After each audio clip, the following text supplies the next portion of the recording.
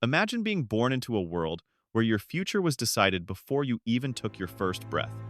Not because of your talent, not because of your dreams, but because you were someone's property. Welcome to the brutal, strange, and surprisingly complex world of Roman slavery, a reality that shaped the ancient world more than any emperor or general ever did. But don't get it twisted, this isn't just a story of chains and whips. Oh no. Roman slaves lived lives that could be wildly different depending on luck, location, and who owned them. Some were forced into the dark underworld of gladiator pits. Others ended up as trusted accountants, poets, even secret lovers. Yeah, we're diving deep into those secrets too. So grab your wine or your water, and let's step inside the marble walls and back alley markets of ancient Rome to uncover what life was really like when your fate wasn't in your hands. First, let's talk numbers. At its peak, Rome had over 2 million slaves. That's nearly one-third of the population. Slavery wasn't just some side hustle for the rich, it was the backbone of the Roman economy. Farms, kitchens, bathhouses, temples, brothels, military camps, even the imperial palace, all fueled by slave labor. But here's the wild part. Not all slaves were poor or treated like dirt. In fact, some slaves lived better than free citizens.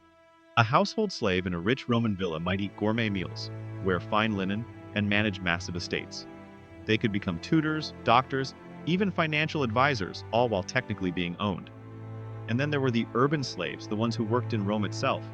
Picture this. You wake up in the servant quarters of a domus, the fancy Roman townhouse. It's still dark. The master's wife wants her bath heated. The son is demanding wine. And the father? He's prepping for a shady backroom meeting that you're sworn to secrecy about. You're not just a servant, you're a silent witness to everything. Affairs, corruption, scandals that could destroy families. And what if you messed up? That's where things get dark fast. Punishments range from beatings to branding, literally. Some slaves were tattooed with phrases like, "Detain me, I'm a runaway." Harsh? Absolutely. But to Romans, slaves were tools. Tools with emotions, dreams, and intelligence. Yes, but still, tools. Let's talk about the markets.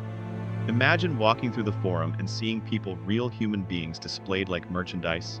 Children, elderly, teachers, musicians, all with price tags. Some sellers even faked documents to make their products seem smarter, stronger, or more obedient. And guess what? The buyers knew this, but they didn't care. If a slave broke down after the sale, tough luck. Now here's where it gets weirder and kind of twisted. Slaves were often used for entertainment, and not just as gladiators. Some were forced into ludicrous roles at dinner parties. Human coat racks, living statues, even professional laughers. Yes, you heard that right. People paid to have someone stand there and laugh at their jokes, no matter how bad. Imagine being stuck in a toga, fake laughing at a Roman senator's dad jokes all night. Torture, right? But here's something you might not expect. Rome's slaves had a path to freedom. It was rare, and it wasn't easy, but it existed. It was called manumission. If you worked hard, earned your master's trust, or just got super lucky, you could be granted your freedom. Some even bought it. Former slaves, called freedmen, often stayed close to their ex-masters, partly out of loyalty, partly because society still kinda looked down on them. But here's the curveball.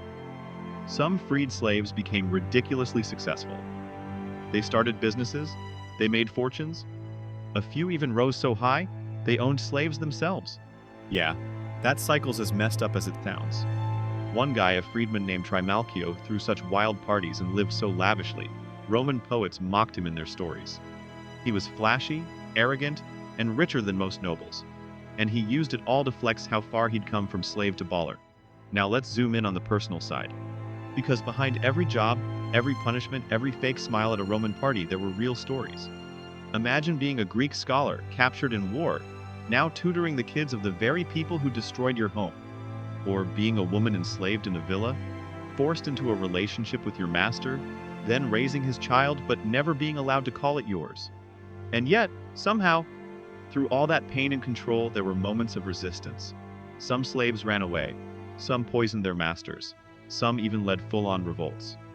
The most famous? Spartacus, a gladiator who led a slave army against Rome itself.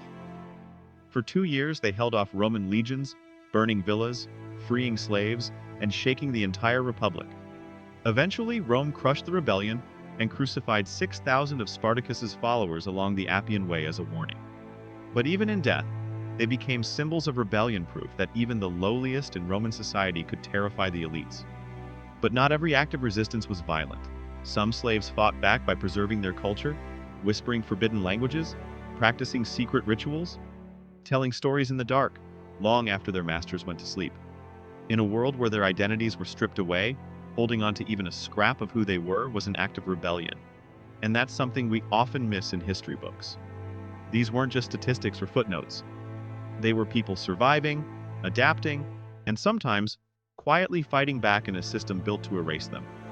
Even today, archaeology is revealing more about these hidden lives. Graffiti scratched into walls by slaves, personal belongings found buried beneath villas, tiny clues that hint at hopes, fears, even humor. Like one inscription that read, "I hated my master, but his wife? Even worse." Classic.